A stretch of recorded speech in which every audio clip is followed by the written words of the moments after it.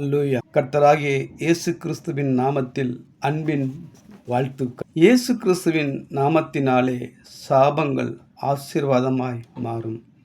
கிறிஸ்துவுக்குள் பிரியமானவர்களே, அவராலே அன்றி வேறொருவராலும் இரட்சிப்பில்லை.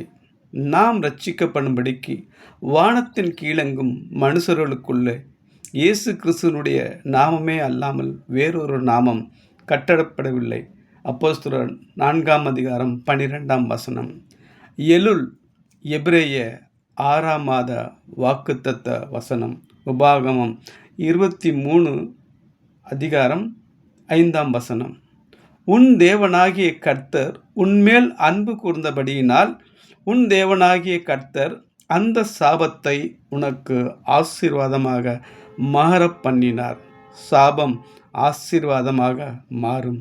நம் ஆதி தகப்பன்மார்களால் வந்த சாபமாக இருக்கலாம், நம்முடைய முன்னோர்களால் அல்லது நம்முடைய உறவுகள் விட்ட சாபமாக இருக்கலாம். எப்படிப்பட்ட சாபமாக இருந்தாலும் அந்த சாபத்தை நம்முடைய கர்த்தராகிய இயேசு கிறிஸ்து அதை ஆசீர்வாதமாக மாற்ற வல்லமுடையவராய் இருக்கிறார். இந்த சத்தியத்தை நீங்கள் விசுவாசிக்க வேண்டும். இந்த முழு வேதாகமும் எபிரேய மாதத்தை மையமாக கொண்டு எழுதப்பட்டது. தேவனுடைய கிரியைகளும் இதன் அடிப்படையிலேயே நடப்பிக்கப்பட்டது. ஆமென். ஆபகுக் 3 அதிகாரம் 2 இப்படியாய் சொல்கிறது, கர்த்தாவே, வருஷங்களின் நடுவிலே உம்முடைய கிரியையை உயிர்ப்பியும், வருஷங்களின் நடுவிலே அதை விளங்க பண்ணும், கோபித்தாலும் இரக்கத்தை நேத்தரலும் என்கிறது.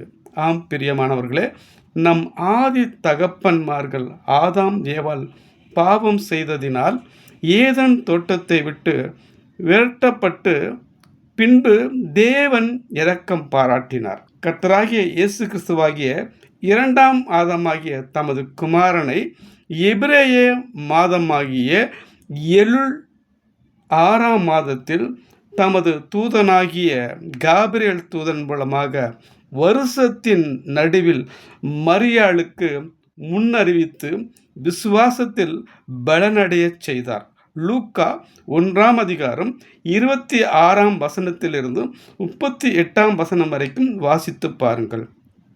மரியாள் விசுவாசித்து, இதோ நான் ஆண்டவருக்கு அடிமை, உம்முடைய வார்த்தையின்படி எனக்கு ஆகக் கடவது என்றால், அந்த நொடி பொழுது இயேசு மரியாள் கர்ப்பத்தில் அவதரித்தார்.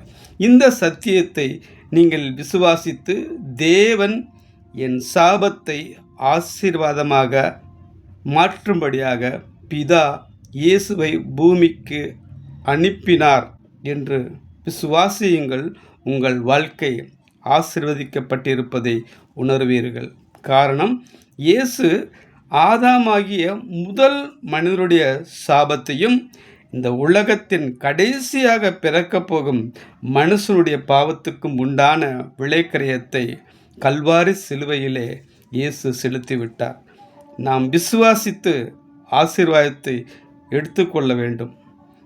என்னவென்றால், கர்த்தராகிய இயேசு கிறிஸ்துவை நீ உன் வாயினாலே அறிக்கையிட்டு தேவன் அவரை மரித்தோரிலிருந்து எழுப்பினார் என்று உன் இருதயத்திலே விசுவாசித்தால் இரட்சிக்கப்படுவாய். நீதி உண்டாக இருதயத்திலே விசுவாசிக்கப்படும், இரட்சிப்பு உண்டாக வாயினாலே அறிக்கையிடப்படும். அவரை விசுவாசிக்கிறவன் எவனோ அவன் வெட்கப்படுவதில்லை என்று வேதம் சொல்கிறது. யூதன் என்றும் கிரேக்கன் என்றும் வித்தியாசமில்லை, எல்லாருக்கும் கர்த்தரானவர் தம்மை தொழுது கொள்ளுகிற யாவருக்கும் ஐஸ்வர்ய சம்பனராய் இருக்கிறார். ஆதலால் கர்த்தருடைய நாமத்தை தொழுது கொள்ளுகிற எவனும் இரட்சிக்கப்படுவான். இந்த மாதம் தேவனை விடுதலையோடு துதித்து ஆராதித்து மகிமைப்படுத்துங்கள். ஆசீர்வாதத்தை பெற்றுக்கொள்வீர்கள். கர்த்தர் உங்களை ஆசீர்வதிப்பாராக. ஆமேன்.